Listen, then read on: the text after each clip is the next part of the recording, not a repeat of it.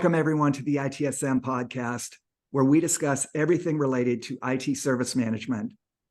I'm Jeff Rumburg, managing partner and founder of MetricNet, and your host for the ITSM podcast. Today's show is the second edition of the podcast. I'm very pleased and honored to welcome today's guest, John Custy.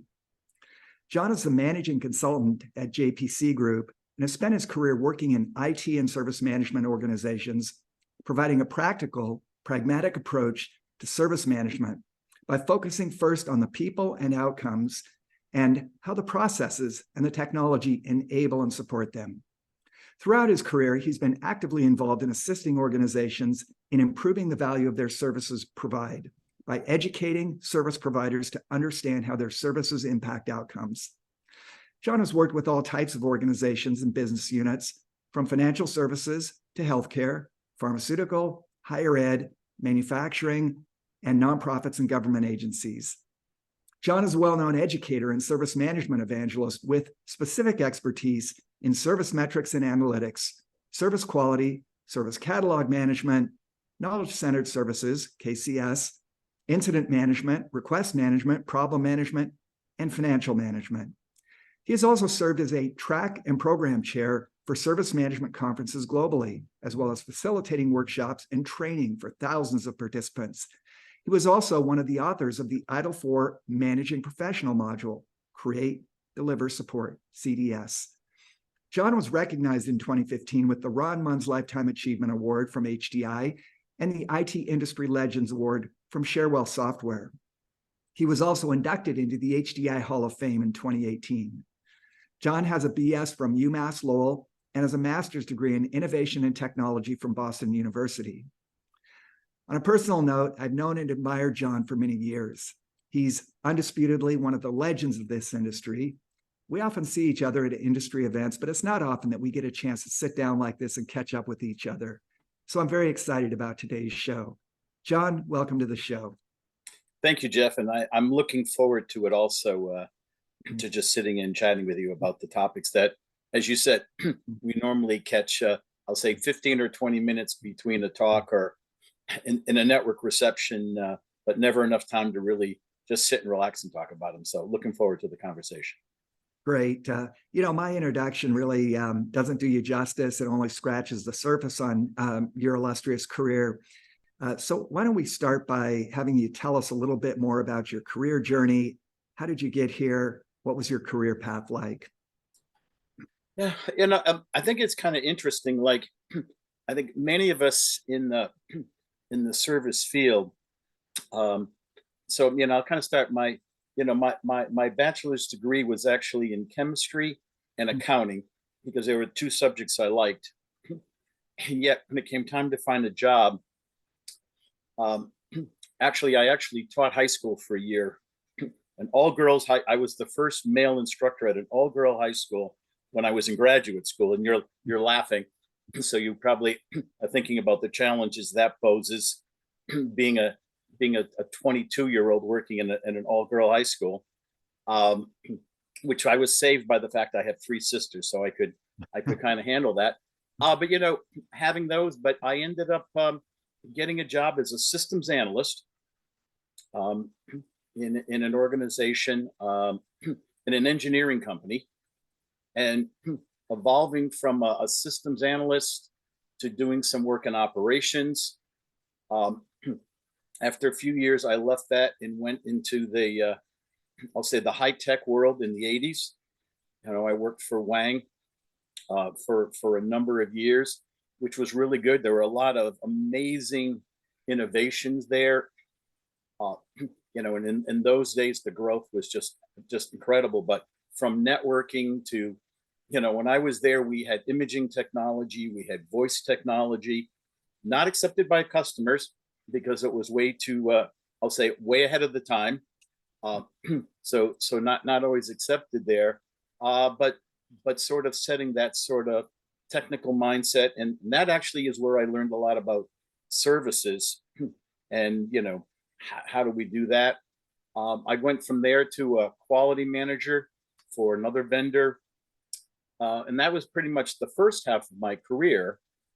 And then kind of that switch from the pure practitioner role over to the consulting role.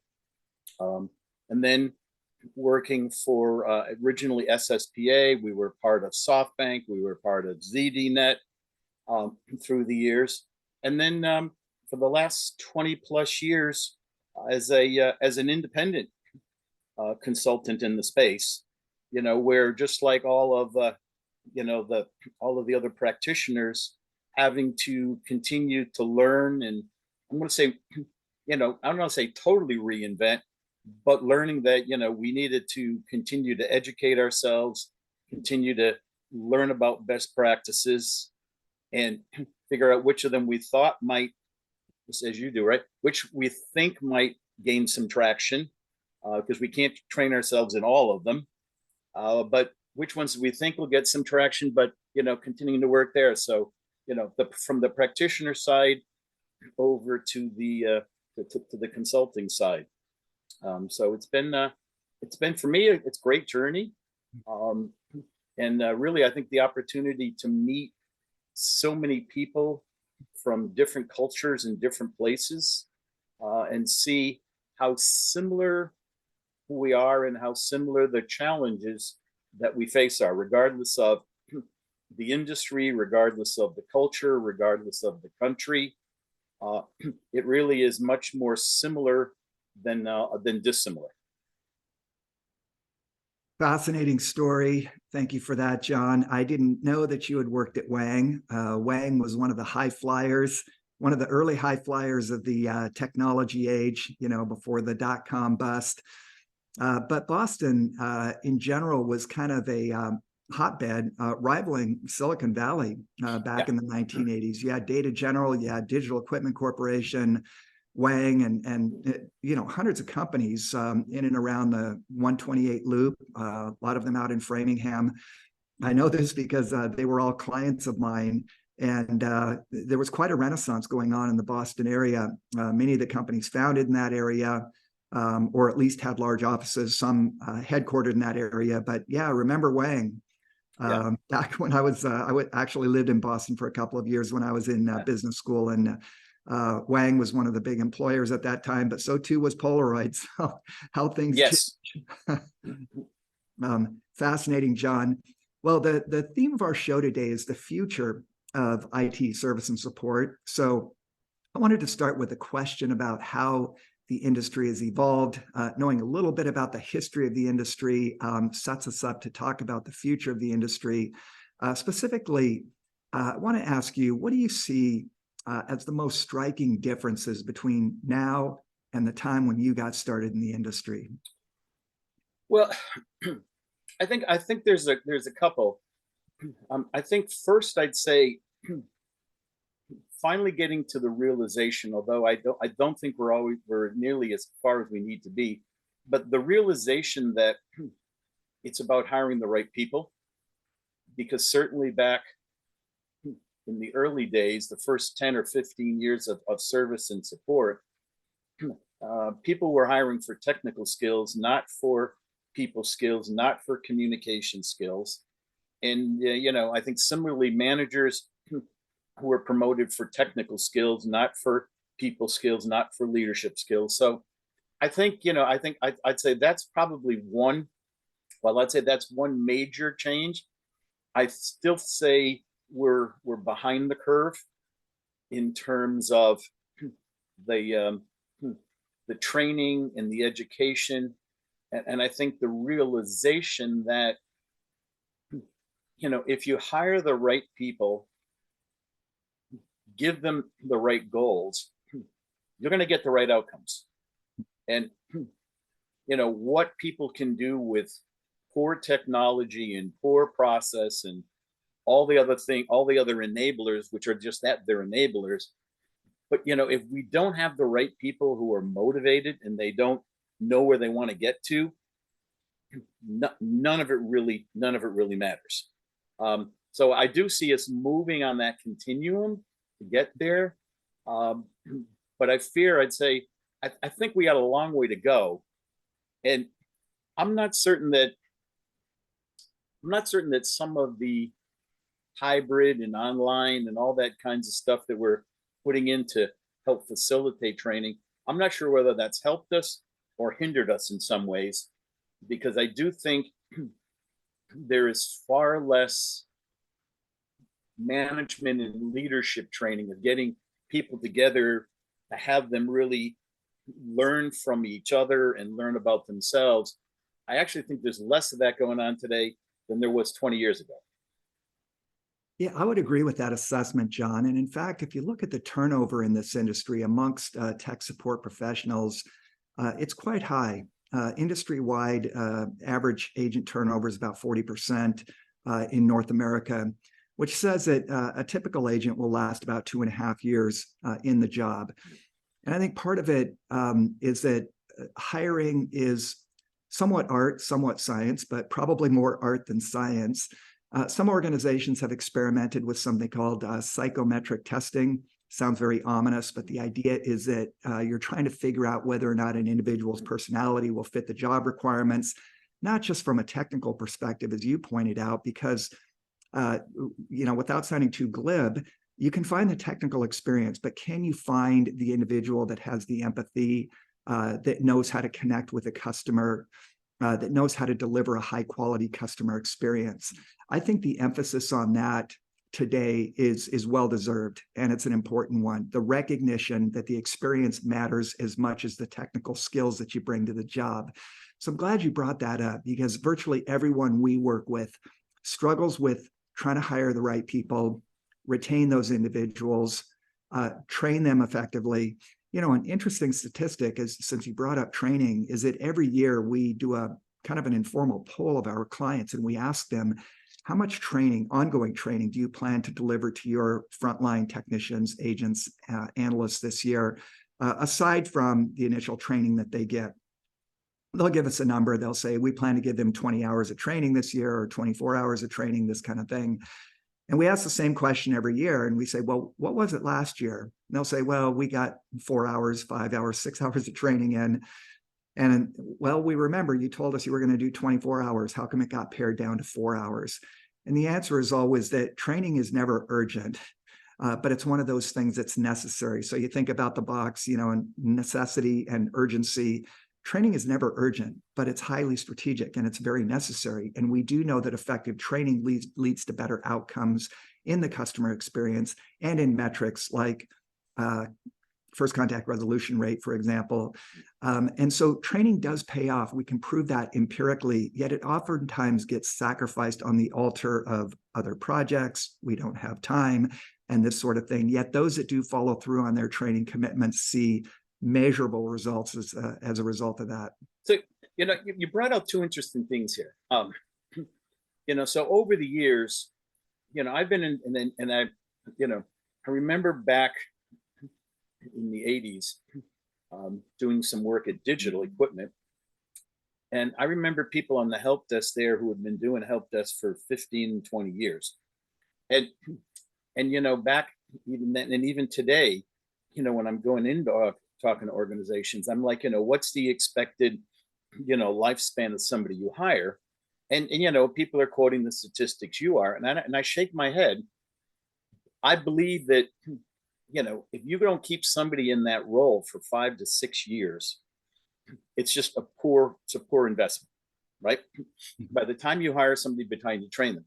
And, that was when they had, 30% of it was password resets, and I could remember the 6 things that happened. So I could have a 70% first call resolution without a knowledge base, because there were so many reoccurring issues. That's going away. But I do believe that in most cases, we are hiring the wrong people. And I also get caught with, and I don't know, I'm sure you see some of this, they're the organizations where the service desk is I'll say the entry point to IT. And my feeling has been, I'm okay if the service desk is the entry point to IT. However, that means you have to staff the organization appropriately because of the turnover. And then you got to remember that that's the group that's doing all the interview and all the selection. So are you really staffing them to do kind of two roles. One is that entry point, but all the other work there. But in most cases, I feel that it's typically hiring the wrong people who are just, this is a way to get in the company, and not really looking at what's there. And I remember, as you said, that there was a lot of stuff, I want to say in the 90s, and I worked with a couple of organizations who were doing a bit about the culture fit and the people and the mindset, and how much of a difference that was. And when you walked in, there was such a difference in those centers or organizations.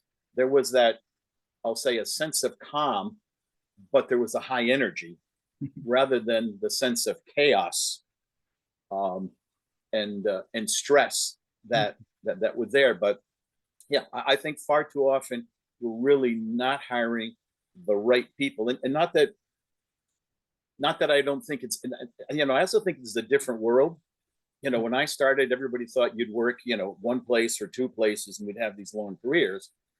And, and I think today I see, people are going to have 4 careers or 5 careers, which certainly is fine if that's where the world is. But I'm not certain that when we're hiring, we're even thinking about that and how to help. Are we hiring people that will stay? And then are they really a right fit, perhaps, to go to, whether it's marketing or product management or sales, or, are we really thinking about what that really costs the organization and the people? Because all of that knowledge that gets lost every time somebody leaves. Exactly. The irony, John, is that we know what the drivers of turnover are, and we know what the drivers of low morale are. And when I got started in this industry, it struck me just from empirical observation that job dissatisfaction was relatively high. In many cases, it was because of underfunding, lack of training, lack of resources. And when you're working in a chaotic environment, as you suggested moments ago, which is what they mostly looked like a number of years ago, is just pure chaos, going into work every day and reacting to the environment, not having the effective tools or the training to respond to the workload. It burns you out very quickly. It wears down your morale, and that leads to turnover and absenteeism. But we do know that training, coaching, and career pathing are some of the drivers of higher job satisfaction. These agents and technicians and analysts know when you care enough about them to invest in their future, give them a bona fide documented career path, train them effectively, coach them effectively. Those drivers are pretty well understood now. And thankfully, we're moving away from, the historically chaotic nature of service and support, where you came in every day and it was just a challenge to get through the day. Yeah. That did lead to high turnover and burnout and low morale and low job satisfaction. And thankfully, we're moving in the other direction, because we do understand these drivers of job satisfaction, turnover, absenteeism, and so forth. And it's been great to witness this, not just the more effective techniques that have been used to hire the right people, but also the practices that organizations employ to retain those people. Because as you point out, when someone walks out the door, that's expensive. We've actually quantified the cost of that. When a frontline agent or technician leads a support organization, it costs about $12,000 to replace them. You have to find the right person, you have to background check them, you have to screen them, you have to train them. And then it becomes, they have to come down the learning curve. So there's some productivity loss there. And organizations don't realize how expensive it is to replace technicians and agents. And I think it's going to only increase because, again, if we go back 10 years and far too many people are stuck with, I think, the data that's 10 years ago rather than the data that's today. But, where you could hire somebody in 6 weeks, have them be, I'll say, competent, right? To me, when we take into account all of the technology we've put in place and improving the reliability of the services in some of the self-service and these things, it's more like 6 months before, in many organizations, people are competent. And so that cost of hiring somebody, to me, is going up dramatically.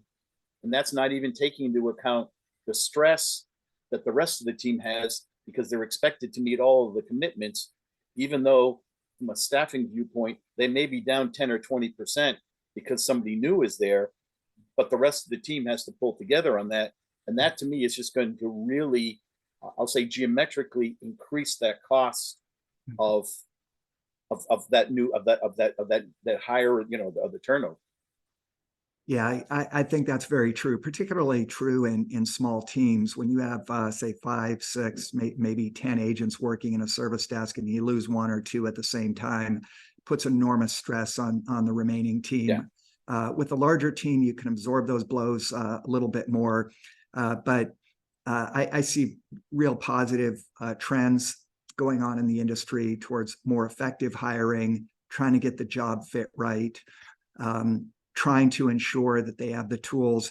That the job is just vastly more complicated than it was when you and I got started in this industry. Oh. You talked about password resets.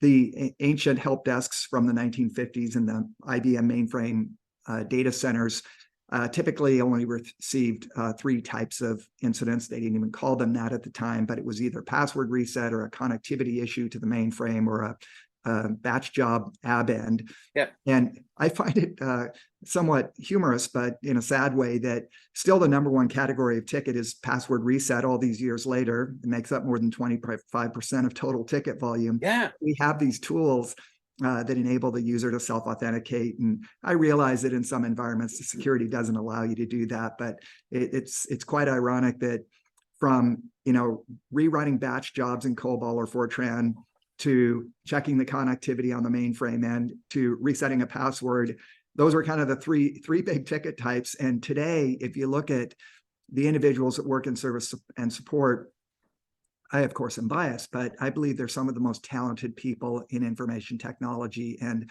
we both know that in many cases, they're underappreciated, they're undercompensated, but that is changing. In fact, I did a presentation yesterday for SDI, Service Desk Institute, and I compared today's service desk agents, analysts, technicians to the future service desk engineers who will focus more on problem management, problem solving, proactive elimination of tickets, prevention, a much more strategic role, one that's designed not to return to service, not to adhere to service levels and schedule adherence so much, but rather to engineer quality into these systems so that the users don't have the problems to begin with. And we're starting to see these support engineers pop up in places, particularly in Silicon Valley with the social media companies. Their entry-level salaries are about $140,000. Compare that to a typical entry-level salary for a traditional service desk role, which might be around $45,000. Yeah. And if you're in one of these support engineer roles, you earn that salary through problem elimination, through proactive problem management, shift left. You're engineering quality into the system because the best ticket is the ticket that the user never experiences. Right. So there's a lot of really positive things that are going on in the industry. And I'm guardedly optimistic and hopeful that we'll see the entire industry move in the direction of better resourcing, better training, moving in the direction of proactivity, prevention, more strategic management of the customer experience overall. I totally agree. Yes. John, what surprises you most about the industry today? If there are any surprises to you, what surprises you most? I guess what surprises me is we're still dealing with the same basic issues we dealt with 20 and 30 years ago. In so many cases, they really haven't changed all that. So, I could start with, while there's a shift, there's still so many places that are not running service and support, I'm going to say like a business, but they're not running it like a business function, right? They're not looking, accounting is a business function, yeah. But we don't look at service and support in the similar way as a business function. So, the investments, may not be there. You talked about coaching, and, I did some work on some coaching stuff with the Consortium for Service Innovation when they rolled out theirs. And, the statistics on coaching are amazing. the return on investment is amazing. Okay. And we have executives in many organizations who have an executive coach, and they're succeeding and thriving because of that. And yet we don't get we don't get enough people trained. We don't identify who has the coaching skills, give them the skills so that they actually can be good coaches. We have far too many people. We say, well, we do mentoring and we do coaching, and sometimes that means ghosting or following somebody. But in the majority of cases, we're not investing in the people with the skills for them to be effective, in those roles. I think another big one is, I think I look at a good service and support organization. They should be viewed as a strategic asset of the organization, because all of the things they contribute to customer experience and employee experience. And yet so many organizations, are still looking them as call takers, which has low value. One that I saw the other day, which just, I don't know, I guess I was just shaking my head, was, still this conversation of outsourcing versus insourcing. And what that says is the management isn't realizing their job is to provide a service and outcomes. And insourcing or outsourcing should be one of the options of, hey, do I have the right people with the skills and where do I put my people focus? And where can I hire somebody else who can do this as well as I can? And therefore, I can take the people that I have, which is a finite resource, and where do they really bring the most value, to the organization? And people who can't fathom that I can outsource something for 3 years, and then maybe it's appropriate to bring it in-house, and maybe appropriate to outsource something else. So, I think that's one. The win-lose on outsourcing contracts rather than win-win, right? And then we wonder why outsourcing contracts, but those are there. And then probably one other big one is just people have been talking about knowledge management for 20 years, at least, with pretty poor returns in most cases. And most organizations are still just talking about it. And yet, if we look at where knowledge is successful, it really is about a complete transformation of how people work. And, that whole concept of knowledge workers and how do knowledge workers work and that. And yet they'll nod their heads and just go away, because I think it's because it's a multi-year transition. It's a change, and it doesn't fit in the 90-day window, but this is a multi-year transition to be successful.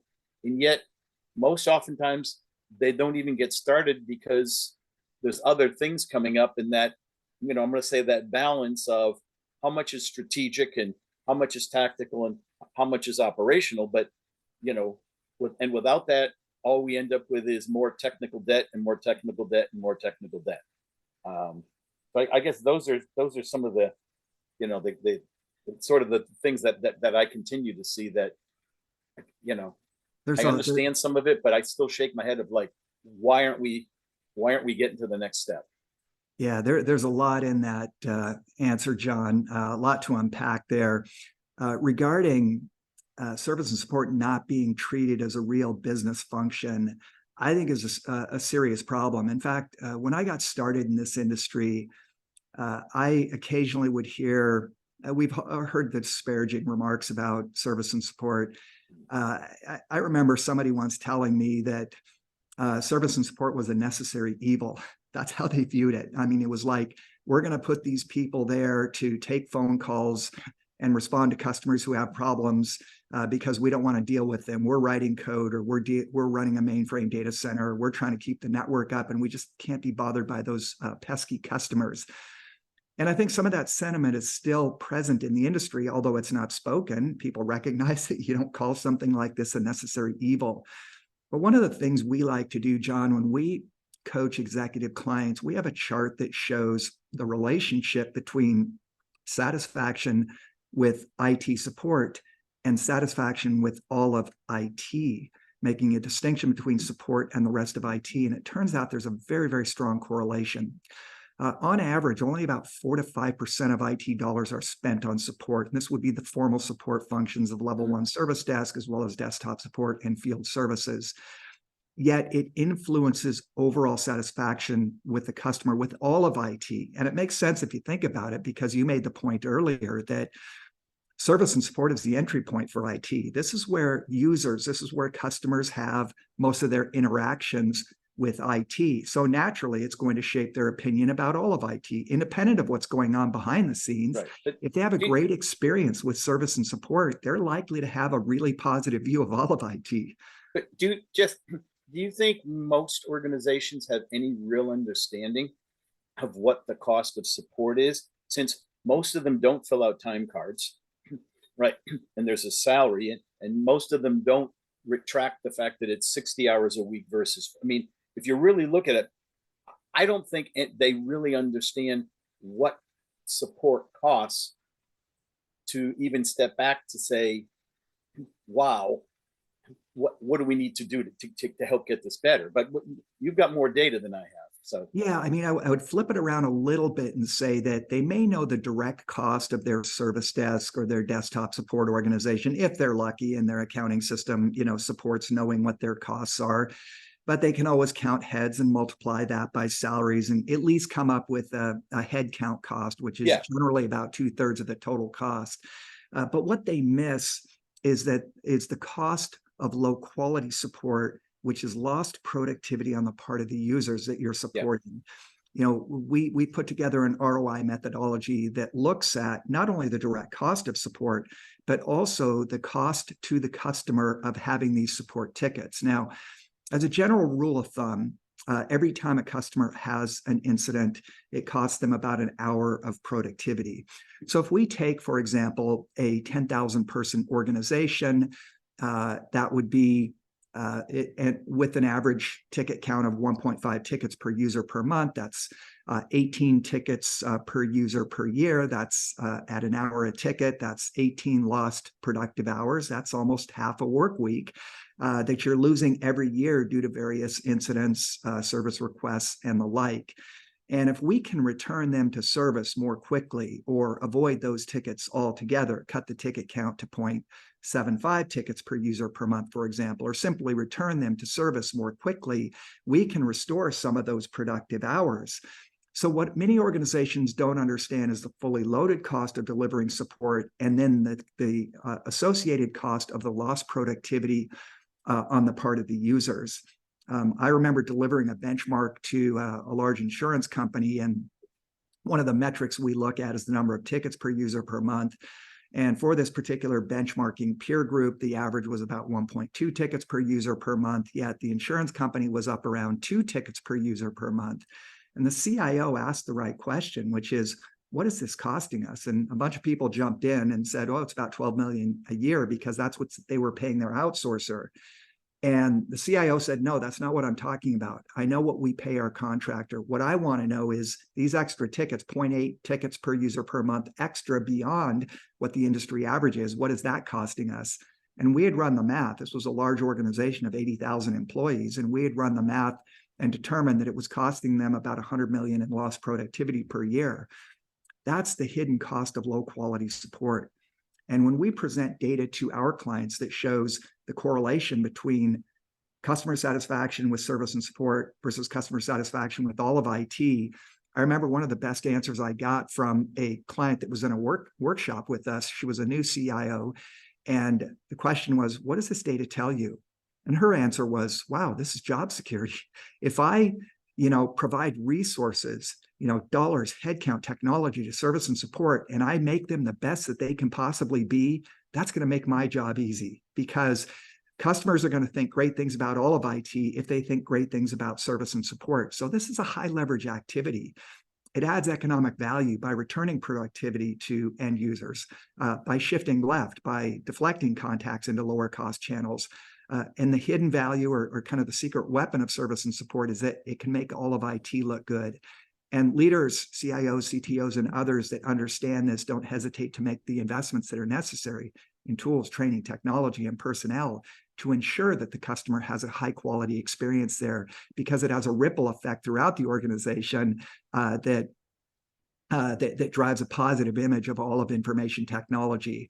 So it's unfortunate that more organizations don't understand not only the direct cost, but the indirect cost of low quality support, but also don't understand the benefits of delivering a high quality customer experience. And generally the difference between what you're spending and what it would take to get to that high quality customer experience isn't a lot. It's not like you have to double what you're spending there, but just give yourself some breathing room so that you can be more preventive, more proactive, more strategic. And sometimes that's only, it's an increase of 10%, maybe 20% in terms of funding, but the benefits far outweigh the costs of that incremental funding. Yeah, no, I mean, I used to do, I'll say, a similar example of when somebody would say, what was the downtime? The 15-minute call, and they say it's 15 minutes of downtime. And I remember being in one engineering company and laughing and saying to them, well, wait a minute, is that what really happens? Because they don't call you, they ask somebody else. And, as we used to say, years ago, when you walked in and there were 4 engineers all kneeling around the computer, right? Because they were all trying to fix something that, oh, by the way, they had no administrative rights for. So, how much time do we have of all the people I ask? And then, by the way, if I ask everybody, when I finally get an answer, I have to go back and tell them what the answer was, right? So, to your point, I think in some organizations, it's even more than that hour. But yeah, so, and I think that's one challenge is people in support aren't thinking about the cost to the business, whether it's a productivity cost or the turnover, but they really don't think about or really don't understand that impact of poor quality service. And again, it's not, this is sort of always, I think, challenging because they don't have any direct control over quality, but I've always maintained they have a great ability to influence because they can put out the report that says, this is what it actually cost us. We can't fix it. Somebody else has to decide which cost. Do you want this cost of it not working well? Or if you fixed it, here's how much you could, and in a lot of cases, in a lot of customers I've dealt with, I don't even have to quantify. And I found in most cases, I don't want to quantify a dollar amount. As you said, just say it's an hour, tell them how many hours it is. And somebody in finance will quantify it at a much higher dollar value than I ever would. But that's it, but give them something that they can understand. And I think the challenge is making sure it gets in front of the right people, because then something can happen. Yeah, I think it's a matter of making it a priority. You spoke about treating it like a real business function. When that happens, when it's a priority, when it has the attention of the executives within the organization, incredible things can happen in service and support. John, what would you consider to be some of the mega trends that will transform this industry in the future? Well, I think the first one you kind of alluded to with the concept of the support engineer, and I think the real trend is getting rid of all the easy things, right? And when I say get rid of it, I'll come back half a step. I think things like self-service are temporary. When I say temporary, is self-service is a way for somebody to have an alternative channel to fix something. But then we need to, which isn't happening as much as it should, we then need to go say, what are they fixing? And then go remove that interruption. Because I think too often organizations don't think of self-service as it's still an interruption, right? It's not a call avoidance. And that drives me crazy when people use the word. We didn't avoid it. There's no root cause elimination.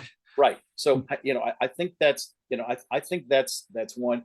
Obviously, technology, and AI, but true AI in terms of not only providing the answer, but I think the first is, as you said, fixing, finding the root cause and removing it. However, there will always be issues. We're not going to get rid of them all. So I think one thing that a lot of people don't understand, and I think great concept is Kaizen, Dave Snowden. I don't know if you've seen any, yeah, you've seen his stuff. So, Yeah. but I think rethinking support has to be understanding what's complicated and what's complex, and truly having the support engineer mindset there, with, I think, a lot more of, I'm going to say, augmented reality, because there is so much there. No person can remember all of it. And so how do we use the technology to help with that? But I also think so many people don't get the whole concept of using AI to help with things. It has to have some knowledge to work from. And if we don't have that knowledge to be able to train the AI, then it isn't going to get there. Yeah, and it gets back to your point about knowledge management. I haven't seen, like you, a lot of success stories around knowledge management. But for those that have made a real commitment to knowledge management and have built out their knowledge bases, it does provide that leverage for AI to kind of kickstarts the AI, so the AI can start learning from that knowledge base. It's also the basis for effective problem management, and has many other benefits, of course, including higher resolution rates, first contact resolution rates, lower handle times, and the like. So having that high quality knowledge there. But I have to tell you, it's not just knowledge that I've been disappointed in terms of the maturity in the industry. It's also problem management. It's also incident management. I consider those the big three idle practices, just 3 out of 34. Yeah. But knowledge has enormous benefits, not just for live agents, but in terms of training these AI tools. And I think, to your point, because of the immaturity, most of those organizations don't get to capacity management and availability management, because if you really did, the availability management and capacity would then feed back to the training and the people and the cost, and that would then drive a lot of the other pieces that we need to have, to get us there. But you're right, we're still so caught in the weeds, but we're not fixing anything. And I think this is where far too often people get focused on efficiency metrics. Isn't this great? I'm 10% better. When in reality, it's not very effective, right? So we don't have that balance of effectiveness with efficiency. We want to take a lot of those transactions and just show how we think we're more efficient, but we actually may be increasing the total cost of support, not reducing any unit costs. I mean, so again, I think, I think that's there. But I'll tell you, I'm not going to call that I'm not going to even call that a trend. Never mind a mega trend at this point, because there's not enough there. I think another trend that I'm starting to see, but I think people in the training side have to rethink how they market it, is, the day of, I'm in tier 2, so I don't talk to a customer. That whole mindset, I'm technical, I don't talk to a customer. That's gone. If you're working in any technology area, you've got to be able to communicate with your peers, with a customer, to management. And I think there is, and this is where I think we as leaders and managers created a lot of this monster about making believe that, you have good technical skills, but I can't let you talk to a customer, rather than saying, how do we educate you how to talk to them? We've made believe they didn't have to. So I think in some ways we've created this huge monster here, instead of saying you have to have good communication skills. That's it. Because without that, again, it's so much more expensive for the organization without basic communication skills. John, to your point about not fixing issues, I think a lot of the metrics that are looked at in service and support are painting an incorrect picture, maybe a false picture. For example, first contact resolution rate. I was schooled recently by a client who said, if we eliminate an incident from a root cause perspective, we will call that FCR, but otherwise we call it RTS, return to service. In other words, we'll return them to service. That's our first priority. Stop the bleeding, return them to service. Right. But did we really resolve on first contact? Not very often. And so there's people are fooling themselves when they talk about first contact resolution rate, because you're really returning to service, which I applaud. That's the first thing you need to do. But true FCR means that you have eliminated that incident from a root cause perspective, and that simply does not happen very often. And I think there are many metrics that are like that get misconstrued, misinterpreted. So to your point, the metrics look good, but and we appear to be more efficient, but more efficient at delivering a poor service doesn't make you better. You have to look at a variety of metrics, and you have to look at them very holistically and recognize the difference between something like returning a user to service versus actually first contact resolution rate, which implies you're eliminating the incident from a root cause perspective. I really like that return to service comment. One of the things I always would say to somebody, and I always try to get in front of leadership, is, tell me what first call resolution means. Tell me what you do with it. Yeah. And, I like to sort of direct them back to, a first call resolution tells me how much something somebody can remember, or how effective your knowledge base might be that I can go find the answer, or, how have the characteristics of work changed compared to what somebody knows. But nobody wants to say, look at that data, to your point, and translate it to something, and then say, okay, and oh, by the way, if we can fix this, what are we doing? And oh, by the way, does it have, what is it? Why does somebody care? And they care because they can't do something, right? I mean, they care because there's something they need to do. That's why they called. So it's prevented me from meeting my goals. It's prevented me from checking the box that I got something done. And that, again, back to the whole experience thing and morale and all the other pieces. But you're right. It's become, I can't tell you how many times it's been, well, we're at 60%, so we're doing great. Yeah. Why is that great? Mm-hmm. Well, because the HDI survey said this, or, oh, I was in Jeff's presentation and Jeff said this is the average and I'm above average. And I honestly look at them and say, okay, so if you're average, that's good. So, by the way, I don't even know if that means you're as good as half the people, because you don't even know whether you're at the median or not. So I don't know whether you're even as good as half of the people. And also, how important is that metric for your business, right? If, when I deal with some medical supply companies, I deal with some of them with robotics, the ones that are running the robots 400 miles away from the surgeon. I don't want to talk about first call resolution when I've got somebody on when I'm on the operating table, or somebody I love's on the operating table. I don't want to be talking about first call resolution, right? But again, it's the what's appropriate for your environment, and again, how to do the analysis. And to me, what we've talked about, but is really missing in most cases, but I am seeing it move, is the whole concept of continual improvement.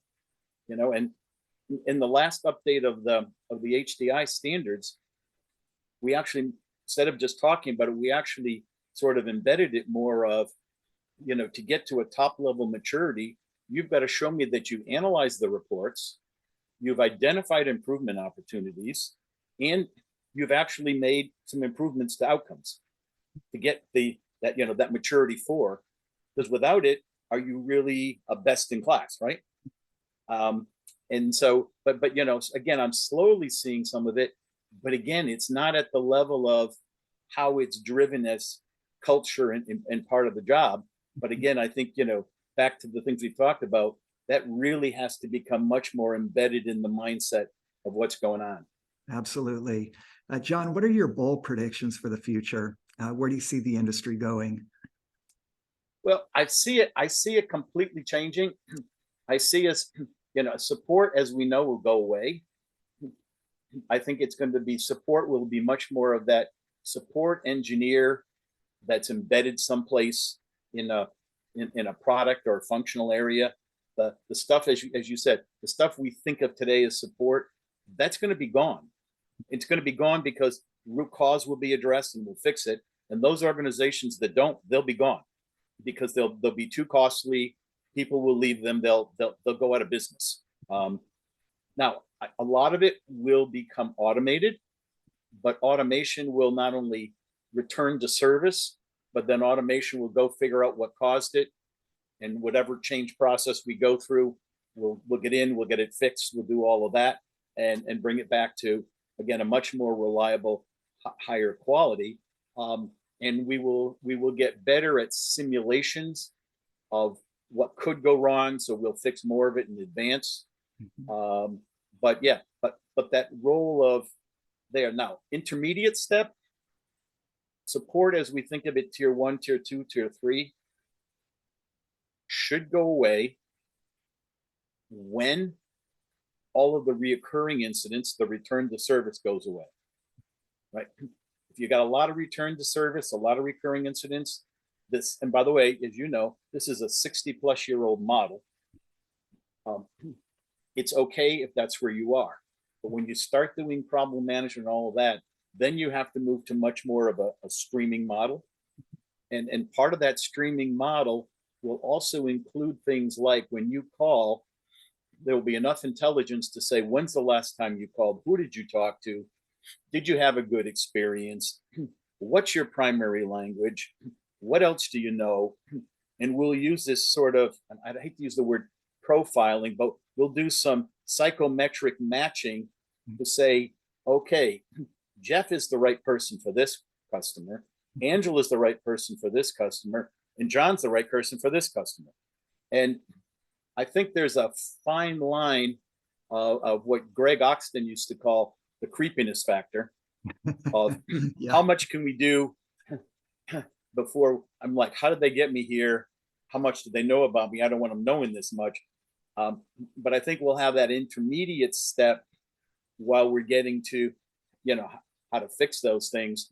But I think we're recognizing getting you to the right person isn't just a technical skill, but there's a bit about the personality, there's a bit about experience, and whether it's I'm from the South or I'm from the Northeast, and a bunch of other people factors, because I think one of the things that we didn't have in the past, and it's kind of getting to, is remember, all of those experiences are still people to people.